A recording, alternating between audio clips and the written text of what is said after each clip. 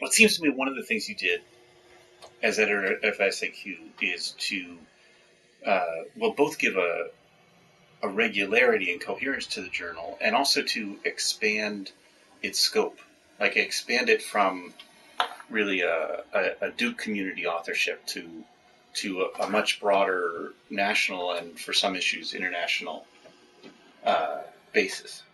And I was wondering, I mean, I'd be interested in just hearing how you went about doing that, expanding so that it's became something not at all cliquish, but in fact a very broad and open group of editors and authors. Well, like you said, I wanted to make sure that we expanded the journal, given its history. It seems like an illustrious journal, and I was told, and I believe this, the journal was the longest consecutive running journal in the U.S. Only the Yale Review or something was older. I'm not sure that's true, but I was more than willing to believe it because it seemed like a historic job.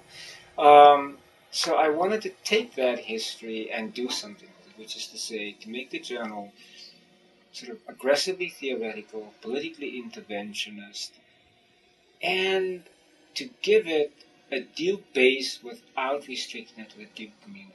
But I will also say there were moments when my Duke colleagues were phenomenal, when we'd come through, somebody would cancel, and people would be on the spot. So the kind of the issue on No More Scholars on No More of the Earth, somebody canceled at the very last moment. I just put those things together. So it was a combination of that and trying to, internationalize the journal. I just felt like SAQ had such an illustrious history. We could do all this stuff. And this is the benefit of not knowing what you're doing. Right? I mean, you take risks because you don't know better. And later on, I learned that there were certain things you do. I also learned that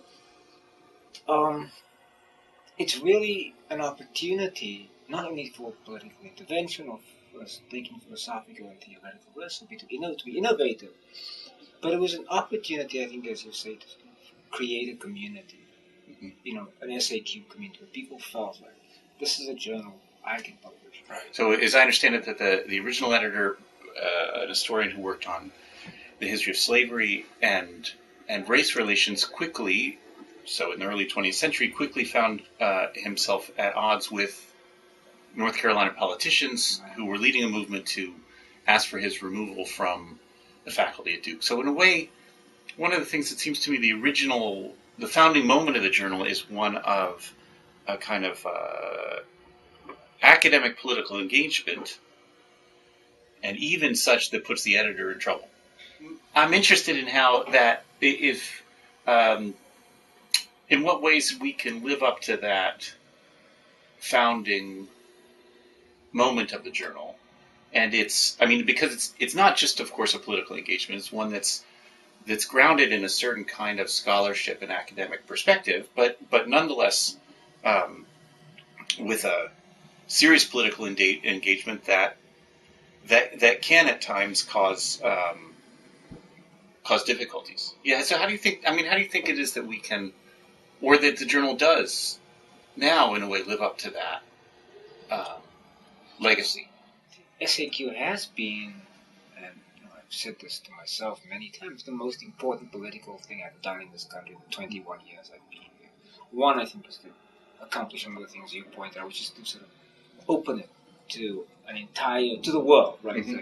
People want to read stuff that's going on. We have it. We can be culturally cutting edge. We can be theoretically innovative, philosophically risk-taking, and we're politically on the money. We know what's going on. We address ourselves. Now, clearly, as a quarterly, we can't speak to things that happened yesterday. But in a kind of considered, as you said, academic and intellectual forum, we've been able to do that. And so that's how I've interpreted my responsibility as general editor. Our most successful issues have always been around the most critical and pressing issues. Mm-hmm. Political events of the day, which is to say, Palestine, America, ambushed. We've been very good about titles. Palestine. What's it? Palestine, America, I think. Yeah. Ambushed. Descent from the homeland. Those are the kinds of issues that have really sort of generated not only new publics for SAQ, but it's also sort of made us, as I said, a venue for this place where people think, hey, if I've got a politically cool idea or theoretically interesting, that's the place I'm going to go.